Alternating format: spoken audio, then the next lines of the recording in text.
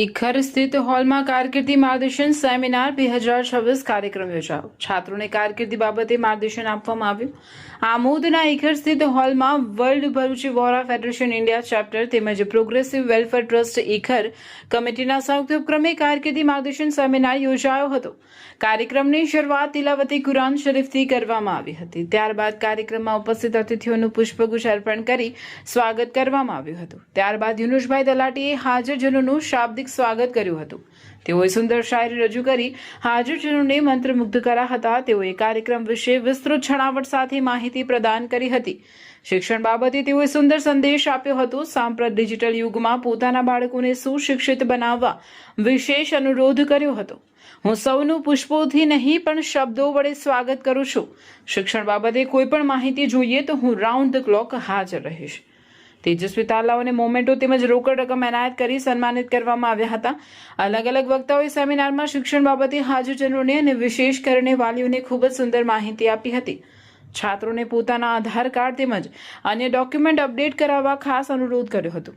Admission માટે જરૂરી દસ્તાવેજો બનાવી લેવા જણાવ્યું હતું.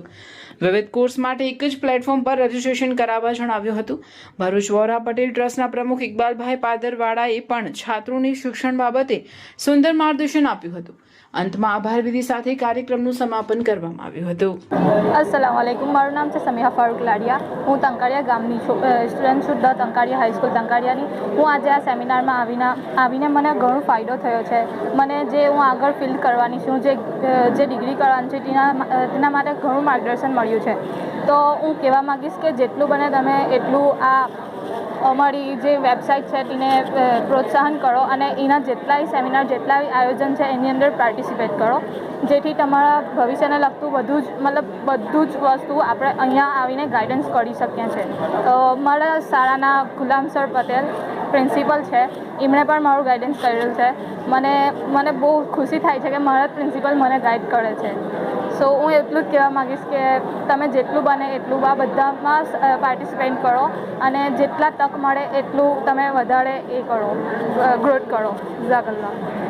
ઇખર મુકામે જે હોલમાં કારકિર્દી માર્ગદર્શન અંગેનો સેમિનાર યોજવામાં આવ્યો, એ સેમિનારમાં વિદેશમાં અભ્યાસક્રમ કઈ રીતે સિલેક્ટ કરવો, એના ક્રાઇટેરિયા શું છે અને ખાસ કરીને વિદેશમાં MBBS કરવા માટે જનાર વિદ્યાર્થીઓએ કઈ બાબતોનું ધ્યાન રાખવું જોઈએ એ વાતનું જ્ઞાન આપવામાં આવ્યું અને વિદ્યાર્થીઓ પોતાનું કારકિર્દી ઘડતર કરી શકે એ બાબતે મોટી સંખ્યામાં હાજર રહેલા વિદ્યાર્થીઓને એક્સપર્ટ દ્વારા માર્ગદર્શન આપવામાં આવ્યું. આજના ડિજિટલ યુગમાં વિશેષ કરીને યુવા પેઢીને આપ શું સંદેશ આપશો?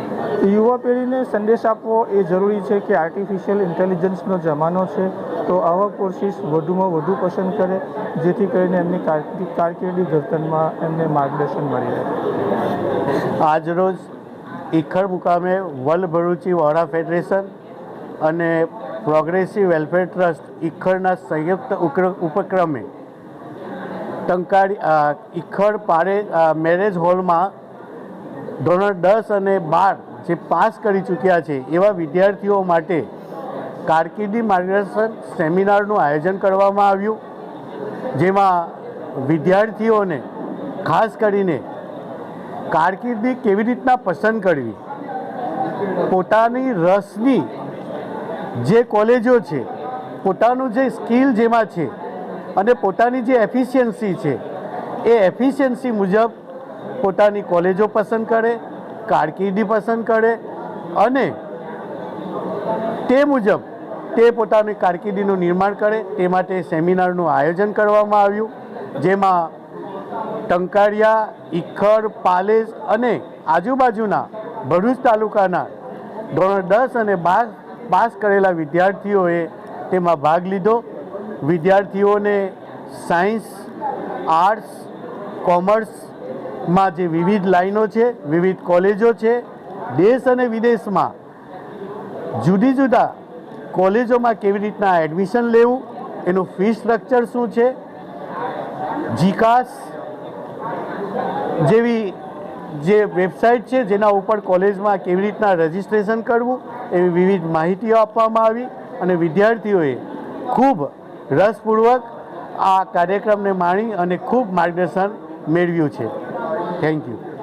આજ રોજ world Vora federation India chapter તેમજ પ્રોગ્રેસિવ વેલફેર ટ્રસ્ટ ઇખર અને યુકે કમિટી ઇખર દ્વારા કેરિયર ગાઈડલાઇન પ્રોગ્રામ યોજવામાં આવ્યો, જેમાં અલ્હમ્દુલિલ્લાહ આજુબાજુના તમામ ગામોના વિદ્યાર્થીઓ, વિદ્યાર્થીનીઓ, શિક્ષકો તેમજ મહેમાનો અને ખાસ કરીને અમારા આ વર્લ્ડ વોરા ફેડરેશનના શિક્ષિત ટીમે હાજરી આપી અને લોકોને ખૂબ જ સારી રીતે સમજ આપવામાં આવી, જે બદલ હું વર્લ્ડ WFPનો હું ખૂબ ખૂબ આભાર વ્યક્ત કરું છું અને હાજરી આપવા બદલ તમામ મહેમાનોનો આભાર વ્યક્ત કરું છું. ખુદા હાફિઝ.